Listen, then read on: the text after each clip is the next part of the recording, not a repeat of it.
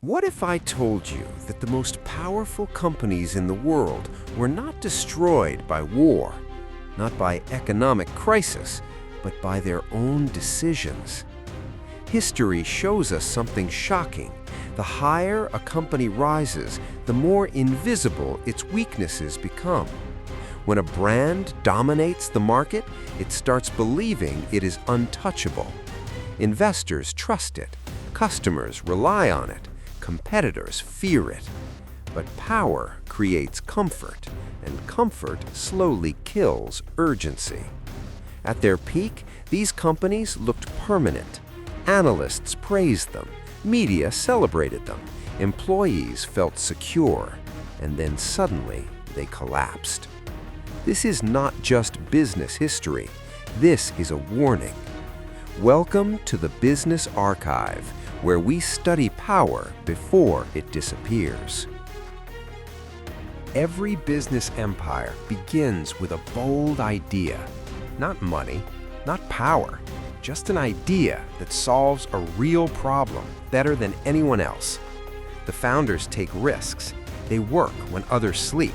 They challenge industries that seem impossible to defeat. And when the market responds, growth becomes unstoppable. Customers line up, revenue multiplies, expansion begins. Soon, that small startup becomes a dominant force. The company that once fought for survival now controls the market. But here's the dangerous shift. The mindset changes. They move from innovation to protection, from experimentation to control. And that is the exact moment when decline quietly begins. Let's talk about Blockbuster. At its peak, Blockbuster had thousands of stores worldwide. Friday nights meant one thing: visiting Blockbuster. It was a cultural icon. Then, a small company approached them with an idea: online streaming and DVD delivery. That company was Netflix. Blockbuster had the opportunity to buy Netflix for just $50 million. They rejected it. Why? Because they believed their model was too strong to fail. But technology changed consumer behavior. Late fees became frustration. Streaming became convenience. Netflix adapted. Blockbuster filed for bankruptcy. The lesson? Arrogance is more expensive than innovation. Now consider Kodak. Kodak didn't just dominate photography, it defined it. In fact, Kodak invented the first digital camera. Yes, they created the future. But they were afraid. Digital photography threatened their film business, their main source of profit. So instead of leading the revolution, they delayed it. They tried to protect yesterday's success.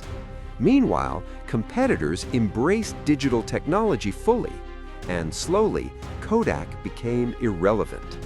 The company that once captured the world's memories couldn't capture the future. Sometimes the biggest risk in business is refusing to take one. There was a time when Nokia ruled the mobile phone market. Their devices were durable, reliable, everywhere. In many countries, Nokia wasn't just popular, it was dominant. Then smartphones arrived, but Nokia focused on hardware. Meanwhile, companies like Apple understood something deeper. The future was software, ecosystems, user experience. The iPhone wasn't just a phone, it was a platform. Nokia reacted slowly, and in technology, slow is fatal. Market share collapsed. Within a few years, the king lost its crown. The market doesn't reward who was first, it rewards who adapts fastest. Why do smart executives make such costly mistakes? Because success changes psychology. When companies win repeatedly, they develop overconfidence. Data that challenges them gets ignored. Innovators inside the company are silenced. Risk feels unnecessary. Executives start protecting their position instead of protecting the future. And slowly, the company becomes rigid. In fast-changing markets, rigidity is weakness. The truth is brutal.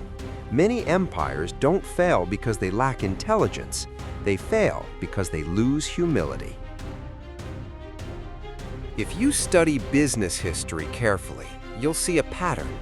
First comes rapid growth, then dominance, then comfort, then denial, then disruption from outside, then collapse. The outside threat is rarely sudden. It starts small, almost invisible. But while giants laugh at small competitors, those competitors are learning, improving, and evolving. And one day, the small threat becomes unstoppable. By the time the giant reacts, it's already too late. Look at today's global corporations. They seem powerful, stable, permanent. But history tells us something different. No empire is guaranteed survival. Technology is moving faster than ever. Artificial intelligence, automation, digital platforms, industries are transforming overnight. The companies that dominate today could disappear tomorrow if they ignore change. Market leadership is rented, and the rent is paid through continuous innovation. The moment a company believes it has arrived, it has already started declining. So what should entrepreneurs learn from this? First, never fall in love with your current business model. Second, listen to uncomfortable feedback. Third, disrupt yourself before someone else does. Fourth, invest in learning continuously. And most importantly, stay humble, because the market rewards value, not ego. Success is temporary. Adaptability is permanent. The difference between survival and collapse is awareness. Business empires rise. Business empires fall. The difference between the two is not size, it's mindset. History is filled with powerful names that once looked unstoppable and yet vanished. The question is not whether disruption will happen. It will. The real question is, will you be prepared? At the Business Archive, we don't just study success, we study survival. If you want to understand power, strategy, and the real stories behind global empires, subscribe now, because the next empire to fall could be the one that thinks it never will.